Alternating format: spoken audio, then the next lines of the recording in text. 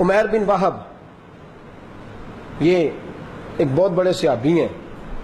ایک تو عمیر بن وہب وہ ہیں جو حضور کو شہید کرنے آئے، وہ شخص اور ہے، یہ شخصیت اور ہے. مکہ مکرمہ سے نکلے مدینے آنے کے لیے. بچے آگے کھڑے ہو کے کہنے لگے ابا جی، بوڑھے آدمی ہیں بچے، ابا جی اگر آپ گئے نا تو ہمارا آپ کا کوئی رشتہ نہیں. تو ابا جی کیا کہتے ہیں؟ کہتے ہیں بیٹے میرا پہلے بھی صرف اسی کے ساتھ رشتہ ہے جس کا میرے مصطفیٰ سے رشتہ ہے. میرا پہلے بھی تم سے کوئی رشتہ، میں نے کیا کرنا ہے تم سے رشتہ بنا، تم رہو یہاں. اب جب نکلنے، مالدار بڑے تھے، پیسہ بڑا تھا، سرمایہ بڑا تھا، مکے سے نکلے تو ابو جال رستے میں آ گیا. کہنے لگا تم نے جتنا سرمایہ کمایا ہے یہاں رہ کے کمایا ہے، اگر مدینے جانا ہے تو سارا پیسہ چھوڑ کے جانا پڑے گا. اولاد پہلے چھوڑ دی، جائیدادیں مکے میں تھیں وہ پہلے چھوڑ دی، رشتہ داریاں پہلے چھوڑ دیں، اب سرمایہ ہے، اشرفیوں کا توڑا بھر کے رکھا ہوا ہے گھوڑے پہ، اتنا مال ہے. کہنے لگا یہ سارا آپ نے مکے رہ کے کمایا ہے، اگر جانا ہے تو آپ کو چھوڑ کے جانا پڑے گا. انہوں نے وہ مال سارا اٹھایا اور ابو جال کے قدموں میں پھینکا. کہنے لگے میری نظریں صرف اپنے مصطفیٰ کے چہرے پہ ہیں، مجھے کوئی اور چیز پسند. جب تک یہ نظریہ نہیں مسلمان کا، بچے بعد میں آتے ہیں، گھرانہ بعد میں آتا ہے، بہن بھائی بعد میں آتے ہیں. حضرت ابو عبیدہ بن جراح میدان بدر میں تلوار لے کے نکلے، بہت سارے لوگوں کو قتل کر رہے تھے، سامنے آپ کا باپ آ گیا، باپ کھڑا ہے. کہنے لگا پیچھے ہٹو نا ذرا، وہ کفر کی طرف سے آئے، پیچھے ہٹو نا ذرا دیکھ لوں، بڑی دنیا ماری ہے، مجھے مارتا بھلا. سامنے آئے تو حضرت ابو عبیدہ نے یوں تلوار ماری تو ان کی تلوار جکا، تو مجھے بھی مارے گا؟ فرمایا تجھے دیکھ کے نہیں ماروں گا، مصطفیٰ کا بے ادب دیکھ کے ماروں گا. رئیس المنافقین عبداللہ بن ابی سلول، اس نے نبی پاک صلی اللہ علیہ وسلم کے بارے میں نازیبہ جملے کہے معاذ اللہ، اور کہنے لگا گئے ہوئے تھے جہاد پہ، جنگ پہ، کہنے لگا واپس مدینے جا کے میں معاذ اللہ ثم معاذ اللہ نبی پاک علیہ السلام کو اور صحابہ کو مدینے سے نکال دوں گا. معاذ اللہ استغفر اللہ. وہ کہنے لگا میں عزت والا ہوں، وہ عزت والے نہیں. سگا بیٹا ہاتھ میں تلوار لے کے مدینے کی حد پہ کھڑا ہو گیا، اپنے باپ کے سامنے تلوار سونت لی، کہا تو کہتا ہے کہ مصطفیٰ عزت والے نہیں،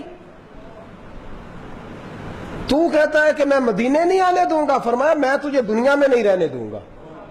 کہا میں تیرا باپ ہوں. فرمایا تو میرا باپ نہیں، میرے باپ وہی ہیں جنہوں نے مجھے کلمہ پڑھا کے مسلمان کر دیا،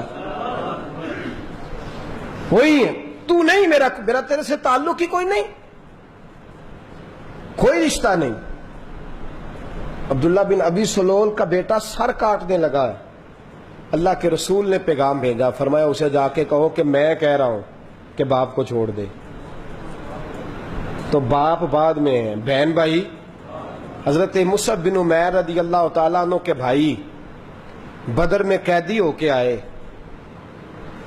اور مسلمان انہیں باندھ رہے تھے رسیوں سے.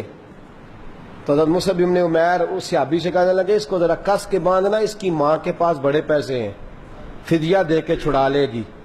تو آپ کے بھائی کہنے لگے مصعب میری اکیلے کی ماں ہے، تیری نہیں؟ فرمایا نہیں، میری اتنی دیر تک ماں تھی جب تک میں نے کلمہ نہیں پڑھا تھا، جب سے کلمہ پڑھ لیا ہے باپ بھی محمد کی ذات ہے، ماں بھی مصطفیٰ کی ذات ہے صلی اللہ. میری نہیں اماں کی رسیاں ذرا کس کے باندھو. کوئی بھائی نہیں، کوئی باپ نہیں. حضرت ابو بکر صدیق کے بیٹے بعد میں مسلمان ہو گئے، بدر میں کافروں کی طرف سے لڑنے آئے تھے. ایک دن گھر میں بیٹھے بیٹھے باتیں ہو رہی تھی تو کہنے لگے ابا جی بدر کے دن آپ میری تلوار کے نیچے آئے تھے، میں نے باپ سمجھ کے چھوڑ دیا تھا. حضرت ابو بکر کہنے لگے بیٹا کاش تو میری تلوار کے نیچے آتا، کاش تو میری تلوار کے نیچے آتا، میں تجھے کبھی بھی بیٹا سمجھ کے معاف نہ کرتا، اسلام کا دشمن سمجھ کے قتل کر دیتا. کوئی بیٹا نہیں، کوئی باپ نہیں، کوئی بھائی نہیں، کوئی رشتہ نہیں. ہزاروں قومیں وجود میں آئیں دہر میں خشک و تر کے رشتے سے، ہم نے بنیاد دوستی رکھی یاد خیر البشر کے رشتے سے.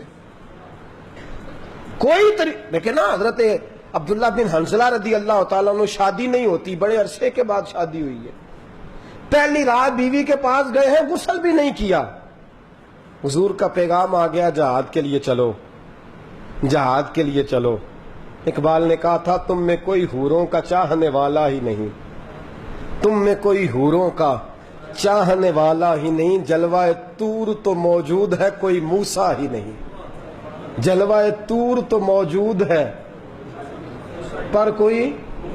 بیوی پوچھتی ہے کدھر جا رہے ہو مجھے چھوڑ کے؟ فرمایا آرام سے بیٹھ، جنت کی حوریں میرا انتظار کر رہی ہیں، پر تم میں کوئی حوروں کا چاہنے والا ہی نہیں، جلوہ طور تو موجود ہے پر کوئی موسیٰ ہی نہیں، ہے ہی نہیں کوئی۔